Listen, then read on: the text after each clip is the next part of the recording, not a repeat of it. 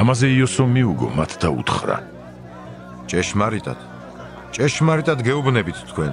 ძეს თვითონ არაფრის გაკეთება არ შეუძლია, თუ არ უხილავს, რასაც მამა აკეთებს, რადგან რასაც ის აკეთებს, ძეც იმას უაკეთებს. რადგან მამას უყვარს ძე და რასაც აკეთებს, ყველაფერს უჩვენებს მას. ამაზე უფრო დიდ საქმეებსაც აჩვენებს მას, ისე რომ გაგიკვირდებათ. რადგან როგორც მამა აღადგენს მკვდრებს და აცოცხლებს, ასევე ძეც აცოცხლებს მას, ვინც ასურს. რადგან მამა არავის არ შის, არამედ მთელი სამსჯავრო ძეს გადასცა, რათა ყველამ სცეს პატივი ძეს, როგორც მამას სცემენ პატივს. ვინც ძეს არ სცემს პატივს, ის არც მამას ასცემს პატივს, რომელმაც იგი მოავლინა. ჭეშმარიტად გეუბნებით თქვენ. ვინც ჩემს სიტყვებს ისმენს და ჩემი მომავლინებელი სწამს, მას აქვს საუკუნო სიცოცხლე და სამსჯავროზე არ მიდის, არამედ უკვე სიკვდილიდან სიცოცხლეში გადავიდა. ჭეშმარიტად გეუბნებით თქვენ. მოდის ჟამი და უკვე დადგა კიდეც, როცა მკვდრები მოისმენენ ღვთის ძის ხმას და მსმენელნი გაცოცხლდებიან. რადგან როგორც მამას აქვს სიცოცხლე თავის თავში, ასევე ძესაც მისცა, რათა ქონდეს სიცოცხლე თავის თავში. სამართლის გაჩენაშიც ხელმწიფება მისცა მას, რადგან კაცის ძია იგი. ნუ გაიკვირვებთ ამას, რადგან მოდის ჟამი, როდესაც ყველანი, ვინც სამარხებში არიან, მის ხმას მოისმენენ. კეთილის მოქმედნი სიცოცხლის აღდგომისთვის გამოვლენ, სიავის მქმნელნი კი სამსჯავროს აღდგომისთვის. ჩემით არაფრის გაკეთება არ შემიძლია, როგორც ვისმენ, ისე განვიკითხავ და ჩემი სამსჯავრო სამართლიანია, რადგან მე ჩემს ნებას არ ვეძებ, არამედ ჩემი მომავლინებლის ნებას.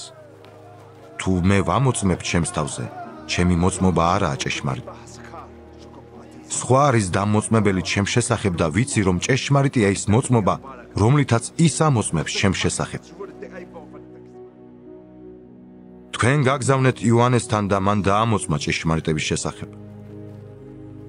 თუმცა ადამიანისგან არ ვიღებ მოწმობას, მაგრამ ამას კი იმიტომ ამბობ, რომ თქვენ გადარჩეთ.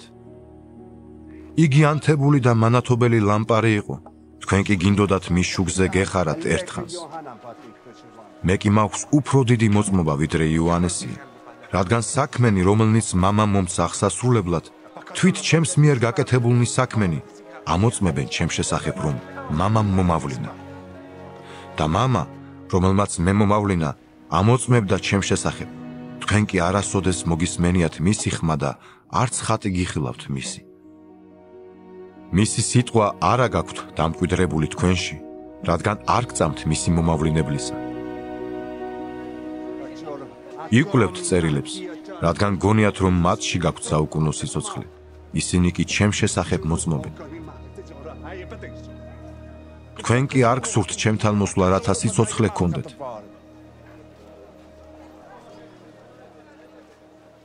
დიდებას არ ვღებულობ ადამიანთაგან,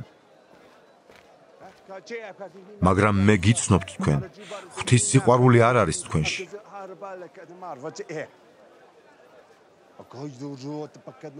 მე მოვედი მამა ჩემის სახელით და არ მღებულობთ, თუ სხვა ვინმე მოვა თავის სახელით, მას მიიღებთ.